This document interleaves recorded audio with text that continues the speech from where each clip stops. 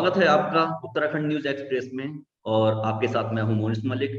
आजकल social media पर एक मुद्दा काफी जोर शोर से उठाया जा रहा है। एसपी यादव, जो कि अल्मोड़ा से जिन्होंने शिक्षा हासिल की है, उन्होंने एक मुद्दे को काफी जोर शोर से सोशल मीडिया पर उठाया है। वो मुद्दा दरअसल फिशरीज डिपार्टमेंट ऑफ उत्तराखंड से जुड़ा है। हमारे साथ यहाँ पर एसपी यादव जुड़ चुके हैं और हम उन्हीं से पूछेंगे कि आखिर ये क्या मुद्दा है। एसपी यादव को लेकर मैं आपको बताता चलूं कि एसपी यादव के लेख पत्रिकाओं में छपते रहते हैं। आमतौर पे बुद्धिजीवी वर्ग से बिलोंग करते हैं और इनके आर्टिकल को सोशल मीडिया पे काफी पब्लिसिटी मिलती है। काफी गंभीर मुद्दों पर ये बात कर चुके हैं।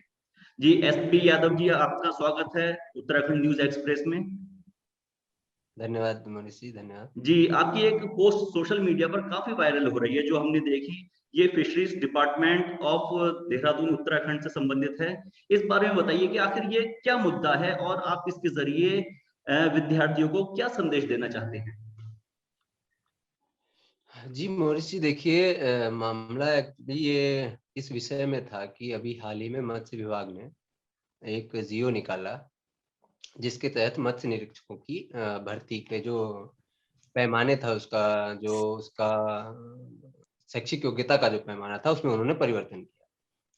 तो इसको लेके इसके बड़े गहरे निहितार्थ हैं। अगर उसको ध्यान से देखा जाए, वो बहुत सामान्य सी चीज लग रही है, लेकिन एक सूबे के लिए जो अधिकतर दुर्गम जगहों से बिलोंग करता है, पहाड़ी जो जगह है हमारी, उनके छात्रों के लिए वो कहीं किसी भी तरीके से वो अच्छा नहीं था। तो मैंने जब इसको देखा तो मुझे लगा कि हाँ, इसकी तह में जाना चाहिए। तो जब इसका अगर हम डेटा देखें तो इन्होंने क्या किया कि इन्होंने जो इसके शैक्षिक योग्यता थी, दरअसल इन्होंने सबसे पहले 2006 में जब भर्ती की, तो उस समय शैक्षिक योग्यता को इन्होंने जो पहले पूर्व में थी वो ये थी कि फिशरीज में आपकी विशेषज्ञता होनी चाहिए। अब मसला ये था कि उस समय जब ये योग्यता रही तो उस समय लगभग मैं एग्जैक्ट डेटा नहीं है, लेकिन लगभग 34 लोगों की जो भर्ती थी, उसमें मैक्सिमम जो थे वो एक ही संस्थान के चुने गए। लगभग 30 के करीब एक ही संस्थान यानी कि पंतनगर से चुने गए, और उसमें से भी अधिकतर जो युवा थे, जो भी उसमें सिलेक्ट हुए, वो बाहर के थे। उसके बाद जब 2011 में भर्ती हुई, वही लगभग 30-35 पदों के सापेक्ष, तो जब हम वहां पर देखते हैं तो इन्होंने एजुकेशन का पैमाना फिर उसके बाद शैक्षिक अर्हता का बदला।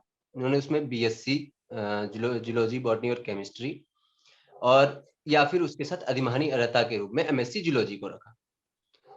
तो इससे क्या हुआ कि हमारे जो पहाड़ के जो छात्र थे या उत्तराखंड के जो स्थानीय विश्वविद्यालयों के छात्र थे, वो बड़ी मात्रा में सिलेक्ट हुए, लगभग 90% मात्रा में।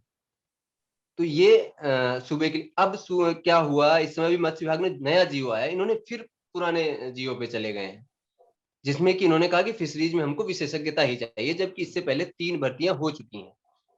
तो इस मुद्दे से क्या हो रहा है कि मैक्सिमम जो छात्र हैं, जो उसमें जो अभ्यर्थी सेलेक्ट हो रहे हैं, उसमें स्थानीय प्रतिनिधित्व तो लगभग गायब हो जा रहा है। जो बच्चा जो दुर्गम इलाकों से पढ़ने आता है, जो हमारे विश्वविद्यालयों से पढ़ रहा है, तो मैं ये कहना चाह रहा था कि आखिर मत्स्य विभाग को ऐसी क्या जरूरत पड़ गई। अगर आपकी बात को कम शब्दों में हम यहाँ पर व्याख्या करना चाहें तो उसका मतलब ये हो सकता है कि स्थानीय नागरिकों को इसमें जो मत्स्य विभाग में भर्ती निकलती है, इसमें मौका नहीं मिल पा रहा है, जबकि उत्तराखंड से बाहर के राज्य के युवाओं को इसमें काफी मौके मिल रहे हैं। जैसा कि आपने आंकड़ा बताया, कितना 30 में से लगभग 34 में से लगभग जो है, जो पहली भर्ती हुई थी उसमें लगभग 30 जो थे वो एक ही, सबसे बड़ी बात थी एक ही संस्थान है यहाँ की, अच्छा, पंतनगर के 34 में से लगभग 30।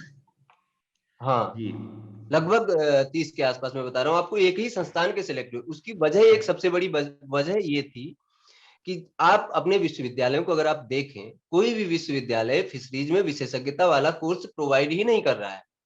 और जो स्थानीय युवा, पहाड़ी युवा है, जिसको बीएससी करने के लिए भी अपने घर से दूर जाकर कमरा लेकर या किसी बड़ी कठिन परिस्थितियों में, मैंने देखा है वहां पे बच्चों को कठिन परिस्थितियों में अपनी बीएससी कंप्लीट कर पा रहे हैं।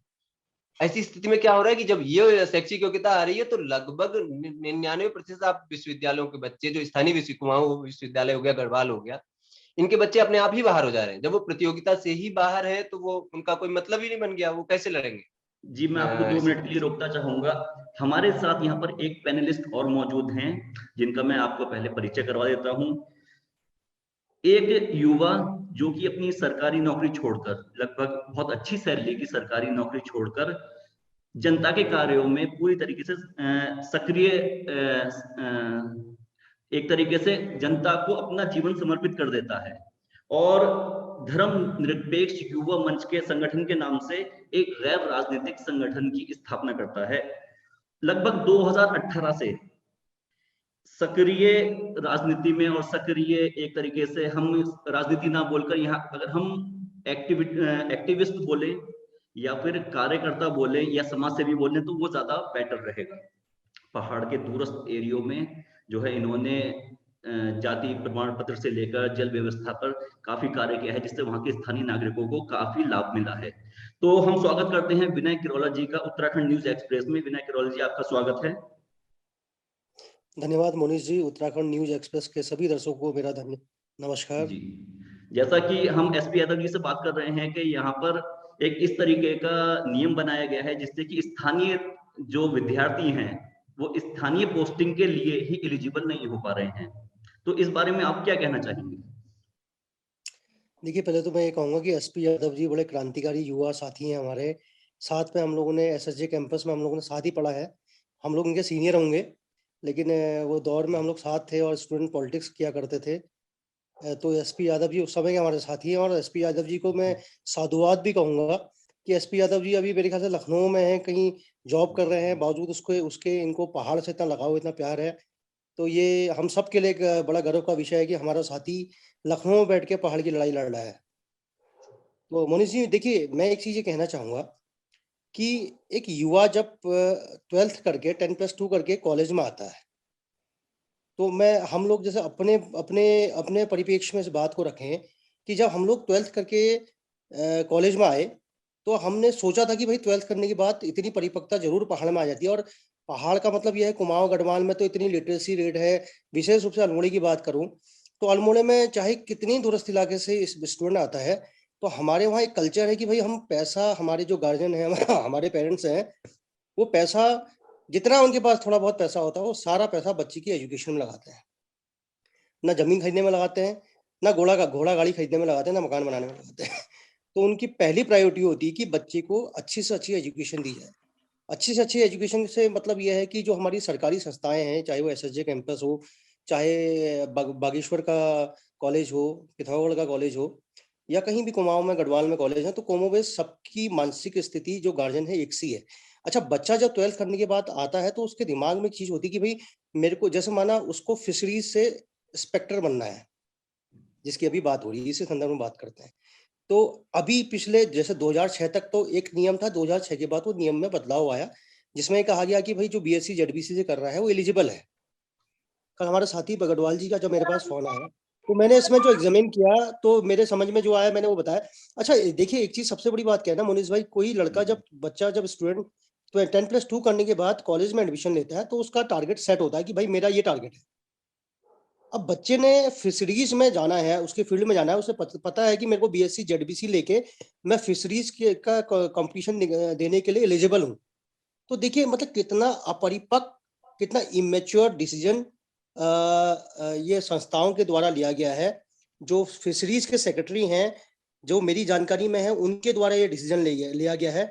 तो इससे साफ ये समझ में आता है कि आप पूरे पहाड़ के साथ, पूरे उत्तराखंड के साथ एक तरह का मजाक कर रहे हैं। आपका निर्णय इतना अपरिपक्व और इतना हास्यास्पद निर्णय है, और ये स्पष्ट रूप से समझ में आता है कि आप किसी एक विश्वविद्यालय को, अगर हम स्पष्ट रूप से कहें तो पन्नगर विश्वविद्यालय को लाभ पहुंचाने की सारी कवायद है। और ये इतना बड़ा सौतेला व्यवहार हमारे युवाओं के साथ है, क्योंकि वो बच्चों को छला जा रहा है। जो स्टूडेंट बीएससी करता है जेडबीसी लेकर कि मुझे फिशरीज की फील्ड में जाना है, अगर आपको ये डिसीजन लेना है तो कम से कम आप सभी विश्वविद्यालयों में, सभी कैंपसेस में, सभी पीजी कॉलेज में फिशरीज अनिवार्य रूप से एक सब्जेक्ट होना चाहिए, बीएससी और एमएससी।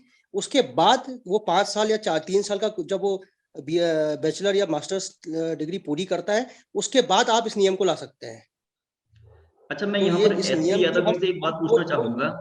जी एसपी यादव जी, ये जो निर्णय लिया गया है, तो इसके दूरगामी परिणाम क्या क्या हो सकते हैं? क्या नतीजे निकल कर आएंगे जिससे कि स्टूडेंट की लाइफ पे क्या फर्क पड़ेगा, जो लोग फिशरीज में जाना चाहते हैं या कि वहां पर जॉब करना चाहते हैं?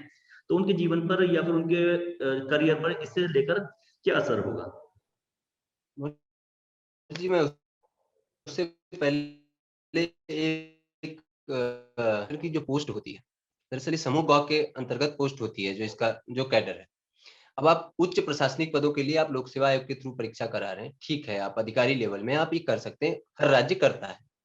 लेकिन जब आप समूह ग की बात करते हैं, तो ये किसी राज्य से दुराग्रह वाली बात नहीं है। लेकिन जब आप समूह ग की बात करते हैं, तो ये सामान्य सी चीज है कि आप स्थानीय युवाओं को ही वहां पर भर्ती करेंगे। अब अगर उस पोस्ट के लिए आप एक ऐसी योग्यता रख देंगे, जबकि वो चली आ रही है, उसको बदलते हुए आप एक ऐसी योग्यता रख देंगे जिससे कि वहां पे स्थानीय युवा ही अगर उससे बाहर हो जाएगा, तो आप किस तरह की प्रतियोगिता कराएंगे? दूसरी चीज, इसका दूरगामी प्रभाव क्या होगा? मैं आपको एक चीज बताना चाह रहा हूँ। स्थिति देखें, यहाँ बीएससी कराने के लिए भी जिन विश्वविद्यालयों के पास संसाधनों की कमी, वो बीएससी ही बच्चा बड़ी मुश्किल से कर पाता है। न वहाँ लैब में संसाधन होते हैं, न वहाँ पे किसी अन्य तरह की सुविधाएं बच्चों को मिल पा रही हैं। ऐसी स्थिति में आप फिशरीज रख दे रहे हैं, जो सिर्फ विश्वविद्यालय के एक कॉलेज में, मतलब प्रदेश के सिर्फ एक कॉलेज में उन्होंने कहा फिशरी आपको पंतनगर से, अच्छा, या पंतनगर आपको उसके लिए में मुंबई या आंध्रा जाना। फिशरीज जो है सिर्फ पंतनगर में है?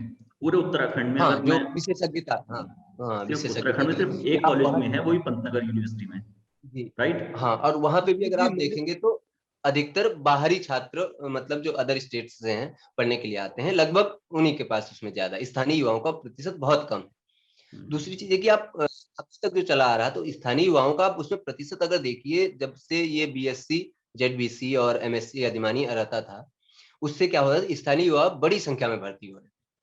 इससे हमें क्या समझ में आता है कि आप ये नहीं कह सकते कि बच्चा योग्य नहीं है, कि स्थानीय युवा भर्ती नहीं हो पा रहा है, ये वो योग्य है, लेकिन अगर आप उसको प्रतियोगिता से ही बाहर कर देंगे, तो किस तरह से अंदर आएगा? दूसरी चीज ये है कि अब जो बच्चा बीएससी कर रहा है किसी भी तरीके से, इसके दूरगामी प्रभाव ये होंगे कि आपके जो मत्स्य निरीक्षक के जो पदों में है, सीधी सी बात है कि अदर स्टेट्स के लिए आप उस प्रतियोगिता को खुला छोड़ रहे हैं। जब अदर स्टेट्स के लिए आप खुला छोड़ेंगे, साधारण सी बात है, जो दुर्गम स्थानों से जो बच्चा आ रहा है, जो प्रतियोगिता में भाग ही नहीं ले पा रहा है, आप उसको भाग लेने दीजिए कम से कम, उसके बाद आप डिसाइड कीजिए कि वो योग्य है या नहीं है। इसे सीधे सीधे हमारे जो बीएससी, मैं अच्छा, खुद यहाँ विज्ञान का पर छात्र, एक बात ये क्लियर नहीं हो पा रही, जरा मुझे ये डाउट हो रहा है, या फिर कि जब एक तरीके से ZBC और BFSC एलिजिबल कैंडिडेट थे, तो दोबारा से वो पुराने वाले नॉर्म्स अप्लाई करने की क्या जरूरत पड़ी यहाँ पर, जबकि जी जी जी पोस्टिंग तो आखिर उत्तराखंड के लिए ही निकलनी है इसमें? जी जी जी इसमें देखिए, ये यही यही पॉइंट है जो सबसे ज्यादा विवादास्पद है, कि आखिर आपको, आप 3 भर्तियां इस बेसिस पे आप कर चुके हैं, जो अभी तक चल रहा था कि बीएससी, जेडबीसी, बीएफएससी या और अधिमानी अर्ता के रूप में एमएससी जूलॉजी, आप इस पे 3 भर्तियां कर चुके थे। क्या आपके पास ऐसी कोई रिपोर्ट है कि उनके अंतर्गत जो युवा भर्ती हुए थे, वो कार्य निष्पादन में कहीं से अक्षम थे, या वो पूरी तरह से अपने कार्य को, क्या ऐसा विभाग के पास कोई रिपोर्ट है? अगर ऐसी कोई रिपोर्ट होती तो जारी करते। अगर वो अपने कार्य को पूरे सक्षम तरीके से कर रहे थे, तो अचानक से विभाग ऐसी कौन सी क्रांति लाना चाह रहा है मत्स्य विभाग में, कि वो नहीं भाई, अब हमको विशेषज्ञ ही चाहिए, अब हम उसी, इसका सीधा सीधा सही मुझे जो लग रहा है, अगर विभाग ये नहीं करना चाहते तो स्पष्टीकरण दे कि आखिर उसको इसमें क्या कमी नजर आई, कि जो ये 3 भर्तियों से जो नहीं कर पाया है, और ऐसी क्या क्रांति ले आएगा एक नई चीज जोड़ के, जिससे कि ये वो अचानक से मत्स्य विभाग में कोई क्रांति आ जाएगी।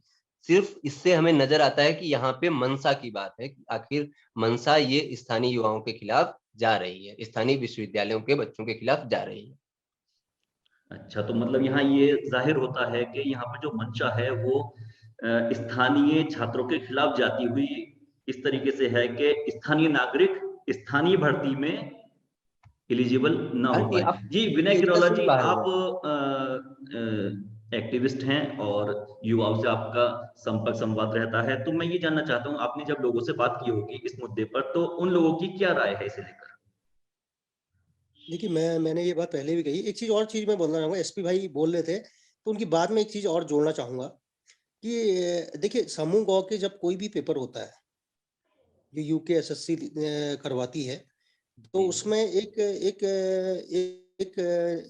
मतलब एक रिक्वायरमेंट ये मांगी जाती है कि जो डोमिसाइल है, मतलब उसका जो सेवा योजन कार्यालय होता है, एम्प्लॉयमेंट ऑफिस होता है, वहाँ नाम होना चाहिए। जी, जब ये समूह ग के अंतर्गत ये पोस्ट भी आ रही है, तो यही मतलब बात ये है। सरकार की नीति में कितना विरोधाभास आप समझ सकते हैं कि इस वाले मामले में पंतनगर विश्वविद्यालय में जो छात्र पढ़ रहे हैं, पूरे देश के छात्र आके पढ़ते हैं। और एक चीज और ऐड करूंगा इसमें, देखिए हमारे वहाँ क्या होता है ना कि जब बच्चा 10+2 कर रहा होता है, तो 10+2 करने में उसको कई जगह ऐसा होता है कि वो टीचर्स नहीं होते उसके स्कूल में, ट्यूशन की उसको सुविधाएं नहीं होती हैं, तो वो बच्चा मतलब वो लेवल प्लेइंग फील्ड ही नहीं होता, वो बच्चा अपने आप ही चाहे वो क्या है। तो इस कारण क्या होता है कि वो पंतनगर में जाना भी चाहे तो भी जाने में थोड़ा-सा असफल रह जाता है। एक तो ये व्यावहारिक दिक्कत रहती है। दूसरा एम्प्लॉयमेंट ऑफिस में नाम, तो यहाँ पर बाहर का बच्चा कैसे भर सकता है? ये भी वास्तव में, ये जो एसपी भाई ने बात की, बात सही बात की है। इसमें कोई दुराग्रह नहीं है कि भाई हम किसी दूसरे स्टेट के का कोई कैंडिडेट अगर यहाँ पर भरता है तो हम उसका कोई विरोध कर रहे हैं। लेकिन जो सरकार की नियमावली है, जो जियो है और पोस्टों में समूह ग के, तो उसमें स्पेशल नियम क्यों लाए गए हैं? तो ये तो एक चीज़, ये संकेत दिया जा रहा है कि भाई किसी एक विश्वविद्यालय को आप लाभ पहुँचाने की कवायद कर रहे हैं। हमारे पास कपकोट का विश्वविद्यालय भी है, गुरनाबाद का विश्वविद्यालय भी है, वो धारचूला में कहीं एक विश्वविद्यालय भी है। तो उन बच्चों के साथ क्यों अन्याय किया जा रहा है? और जब हमने युवाओं से बात करी, चर्चाओं से चर्चा करी, तो स्वाभाविक रूप से युवा बड़ा उसके अंदर हताशा है, निराशा है। गिनी-चुनी हमारे वहाँ वैकेंसीज़ हैं जो सरकारी वैकेंसीज़ हैं, और हमारे वहाँ पढ़ने वाले पढ़े-लिखे बच्चों की मतलब पूरी खेप निकल रही है। तो बहुत अच्छा पढ़ाई कर रहे हैं, बहुत अच्छा, बहुत सीमित संसाधनों में, और उनके साथ इस तरह का अन्याय किया जा रहा है। तो देखिए एक लेवल प्लेइंग फील्ड होता है कि सबके लिए समान अवसर, अवसर की समानता का ये उल्लंघन भी है कि आप जब मर्ज़ी आएगी तब आप एक नया नियम लेके आ जाएँगे। तो ये बड़ा अपरिपक्व नियम ये लेके आए हैं। जी, बहुत अच्छी बात कही विनय किरोला जी ने कि जब अवसर ही नहीं दिए जाएँगे, तो फिर कैंडिडेट सफल या असफल के तो उसका सवाल ही पैदा नहीं होता। जी, एसपी यादव जी, इस वक़्त यूनिवर्सिटी के उत्तराखंड की यूनिवर्सिटी के क्या हालात हैं? इस तरीके की भर्ती को लेकर? क्या यहाँ पर जैसा कि आपने बताया पंतनगर के अलावा कहीं और ये फिशरीज़ नहीं है? तो इसमें आप क्या कहना चाहते हैं? जी, इस पे मैं यही मैं मेरा सीधी-सी बात यही कहनी थी कि जब आपके विश्वविद्यालयों में आप अभी बीएससी के संसाधनों का ही अभाव है। उन हालातों में भी आप लैब्स की हालत देखिए। आप दूरस्थ स्थानों में चले जाइए जो महाविद्यालय हैं हमारे, उनके लैब्स की हालत देखिए। अब बच्चों को उन सुविधाओं तक तो बच्चों की पहुँच नहीं है। अब ऐसी स्थिति में आप कहेंगे कि आप विशेषज्ञता ले आइए या ये आप फिशरीज में ले आइए जो जिसके लिए बहुत कठिन है किसी एक बच्चे के लिए कि वहाँ जाके वो सिर्फ एक इंस्टीट्यूट में वहाँ फाइट करे और वहाँ जाके जब वो मिले, जब वो वहाँ से फिशरीज करने उसके बाद ही ये इसके लिए वो अर्ह होगा। दूसरी चीज़ ये है, मैं अपने आउट ऑफ द पॉइंट बात कहना चाहूँगा। जब राजनीति की जो बात आई, मैं कहूँगा राजनीति होनी चाहिए, बिल्कुल होनी चाहिए। राजनीति का वास्तविक स्वरूप ही यही होना चाहिए कि अगर आप राज्य में हैं, आप राज्य की राजनीति का स्वरूप स्थानीय होना ही चाहिए। आप स्थानीय मुद्दों को उठाइए। राज्य की अगर राजनीति की आप बात करते हैं, केंद्र की राजनीति आप केंद्र करने दीजिए भाई, लेकिन जब राज्य की बात है, राज्य के मुद्दे छोटे। मैं विनय किरोला जी को इस बात के लिए बहुत धन्यवाद देना चाहता हूँ कि उन्होंने स्थानीय जो इंसान की एक जरूरत है, जो वहाँ के बच्चों की जरूरत है, जो वहाँ के वृद्धों की जरूरत है, जो वहाँ के स्थानीय लोगों की जरूरत है, उनपे बात उठा रहे हैं, उसके लिए वो बहुत धन्यवाद के पात्र हैं। दूसरी चीज मैं थोड़ा सा मुद्दे से हट गया। मैं ये कहना चाह रहा था कि आप महाविद्यालयों को पहले इस स्थिति में लाइए कि आपका बच्चा वहां पढ़कर उन परिस्थितियों में जाकर तब आप ऐसी शैक्षिक योग्यता को कोई तय कीजिए। मैं ये नहीं कह रहा हूँ कि मैं अचानक से उसके लिए नहीं कह रहा हूँ कि आप कोई नई ही चीज ले आइए कि नहीं भाई हम हमारे बच्चों को ये है कि अब आर्ट्स वाले को आप विज्ञान का कोई भी बना दीजिए। मैं ये नहीं कह रहा हूँ। मेरा कहने का मतलब ये है कि जब 3-3 भर्तियां आप करके देख चुके हैं, आपके पास ऐसा कोई डेटा नहीं है कि वो लोग अपने कार्य में अक्षम हैं, ऐसा कोई डेटा नहीं, वो अपने कार्य को पूरी सक्षम तरीके से कर रहे हैं। ऐसी स्थिति में आप विशेष रूप से एक बीच में अचानक से आपको 3 साल बाद मूड चेंज होता है या जो भी विभाग का, मुझे नहीं पता कि ये निर्णय किस लिए लिया गया। अचानक से जो ये निर्णय लिया गया, इसकी मंशा क्या है? क्योंकि हमारे विश्वविद्यालयों की स्थिति अभी संसाधनों के मामले में या किसी भी मामले में सरकार को जब किसी और ध्यान देना चाहिए, आप फिशरीज हो या कोई भी हो, कम से कम 3-4 विश्वविद्यालय या महाविद्यालयों में आप उपलब्ध करा दीजिए। एसपी यादव जी, हमारी बात काफी लंबी हो गई है, लेकिन मैं आपसे ये पूछना चाहता हूँ कि इसे एक बार संक्षेप में, बहुत ही कम शब्दों में एक बार इस पूरे मुद्दे को आप क्लियर कर दीजिए कि अगर हम 2 लाइनों में इस बात को कहना चाहें तो वो उसका क्या मतलब किस तरीके से उसे बोलेंगे? जी, मैं अगर संक्षेप में कहूँ तो इससे जो प्रभाव जो होगा, जो ये एजुकेशन जो अब शैक्षिक अर्हता जो बदली है, आपने बीएससी एमएससी करने वाले विज्ञान के अधिकतर स्थानीय युवाओं को उस प्रतियोगिता से बाहर कर दिया है, जिसका कि कोई आधार नहीं था। उसको बिना किसी सोच समझ के उसको बाहर कर दिया। ये स्थानीय युवाओं के साथ बहुत बड़ा छल है, ये हम सबको समझना पड़ेगा। जी, इसका देखिए, इसका सीधा प्रभाव आम छात्रों पे, जो आम बच्चे हैं, जो हमारे पहाड़ों से, गांव से, मैदान से, कहीं से भी जो स्थानीय युवा है, जो बड़ी मुश्किल से, बड़ी महंगी शिक्षा होती है विज्ञान की, अगर एक छात्र के रूप में देखें तो आज की डेट में भी जितने भी प्रायोगिक विषय हैं, अब क्या है कि हमारे जनप्रतिनिधियों ने इसको बिल्कुल सिरे से ठंडे बस्ते में डाल रखा है। उसका एक कारण ये है कि लगभग सब जनप्रतिनिधियों के बच्चे अच्छे स्कूलों में, अच्छे इंग्लिश मीडियम स्कूलों में पढ़ रहे हैं, बाहर वो सक्षम है कहीं भी पढ़ाने में, लेकिन एक आम नागरिक का, आम राज्य के एक आम नागरिक का सोचिए कि जिसके लिए विज्ञान की शिक्षा या आर्ट्स की शिक्षा भी जो घर से बाहर लेके उसके लिए बहुत महंगी पड़ रही है, वो कैसे जनप्रतिनिधि, मुझे लग रहा है इसी वजह से इस मुद्दे पर शांत हैं कि वो, उनका तो सब ठीक चल रहा है, लेकिन स्थानीय लोगों के लिए, उनके बच्चों के लिए बहुत कठिन है समय। जी, कठिन समय है बच्चों के लिए। विनय किरौला जी, हम दोबारा आपके पास आएंगे।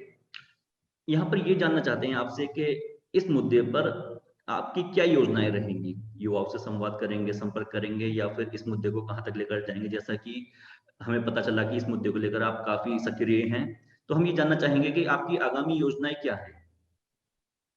देखिए मोदी जी, तो पहले तो मैं कहना चाहूंगा, देखिए आज बाबा साहब अम्बेडकर जी का महापरिनिर्वाण दिवस भी है, जिन्होंने हमें अवसर की समानता का एक अधिकार दिया था। फंडामेंटल राइट है कि आपके सभी के लिए अवसर की समानता होगी। तो वॉल्यूशन ऑफ मतलब जो राइट टू इक्वलिटी, मतलब जो अवसर की अपॉर्चुनिटी की इक्वलिटी होती है, उसका वॉल्यूशन भी है। इसके लिए हम रिट दायर कर सकते हैं हाई कोर्ट में। दूसरा, मुख्यमंत्री के संज्ञान में, माननीय मुख्यमंत्री के संज्ञान में मामला आना जरूरी है। मुझे लगता नहीं कि मुख्यमंत्री जी के संज्ञान में मामला भी होगा, तो हम मुख्यमंत्री पोर्टल में, इसमें तुरंत मुख्यमंत्री पोर्टल में शिकायत दर्ज करेंगे, राज्यपाल को एक ज्ञापन भेजेंगे। साथ ही साथ हम मैक्सिमम, अधिक से अधिक स्टूडेंट्स को इसमें मोबिलाइज करेंगे, क्योंकि देखिए मेरे ये समझ में आया है 7 साल के सामाजिक जीवन में, राजनीतिक जीवन में, खैर राजनीतिक जीवन में तो अभी हम 1 आध साल, मतलब 5-6 महीने पहले ही आए हैं, क्योंकि 5-6 महीने पहले ही मैंने अपनी नौकरी से रिजाइन दिया है। तो मेरे समझ में ये आया कि सरकारों पे दबाव तब बनता है जब सरकार को ऐसा लगता है कि बड़ा वोट बैंक हमारे हाथ से छिटक रहा है। तो हम ये कोशिश करेंगे कि अधिक से अधिक सभी विश्वविद्यालयों के, महाविद्यालयों के स्टूडेंट्स को मोबिलाइज किया जाए उनके अधिकारों के लिए, और सरकार पे दबाव बनाया जाए। जी, तो विनय इस पे किरौला हम जी का लोग, कहना है कि अपनी बात को ज्यादा से अधिक विश्वविद्यालयों तक पहुंचाने की कोशिश करेंगे और अपनी आवाज को मुख्यमंत्री पोर्टल के जरिए सीएम तक भी पहुंचाएंगे। तो देखिए इसमें मोनिश भाई, मैं अपनी बात को समाप्त करने से पहले एक चीज कहना चाहूंगा कि हमारी जो विश्वविद्यालय हैं, महाविद्यालय हैं, उनके जो जूलॉजी के जो जेडबीसी के जो एचओडी हैं, जूलॉजी के जो स्पेशली जो जूलॉजी के एचओडी हैं, उनसे हमारी लगातार वार्ता चल रही है, और वो लोग भी इसके बिल्कुल विरोध में हैं। उनका भी एक मतलब ये कहना है कि ये युवाओं के साथ, जो उन बच्चों के साथ जो बीएससी जेडबीसी से कर रहे हैं और फिशरीज में इंस्पेक्टर बनना चाहते हैं, उनके साथ अन्याय किया जा रहा है। उसका घोर विरोध वो भी कर रहे हैं। फिर मैं इस बात को दोबारा कहना चाहूंगा कि जितने भी कुमाऊं गढ़वाल के विश्वविद्यालय हैं या कैंपसेस हैं या फिर महाविद्यालय हैं, उन युवाओं को हम लामबंद करके इसमें एक बड़ा आंदोलन भी करेंगे। जी, तो विनय किरौला जी का कहना है कि ये जो मामला है ये एचओडी से लेकर आला अफसरों के संज्ञान में भी है, लेकिन अभी तक इसकी पहल नहीं हुई थी और यहाँ से पहल हुई है इसकी, और अब ये देखना ये होगा कि ये मामला आगे कहाँ तक जाता है। तो अपने आज के प्रोग्राम को यहीं विराम देते हुए मैं अपने पैनलिस्ट एसपी यादव जी का धन्यवाद करना चाहूंगा और विनय किरौला जी का धन्यवाद करना चाहूंगा, और साथ में हमारे साथ कुंवर सिंह बगड़वाल जुड़े हुए हैं, उनका धन्यवाद करना चाहूंगा। जी। नमस्कार, आप देख रहे थे उत्तराखंड आपका न्यूज़ बहुत एक्सप्रेस। बहुत शुक्रिया न्यूज़ एक्सप्रेस का। जी।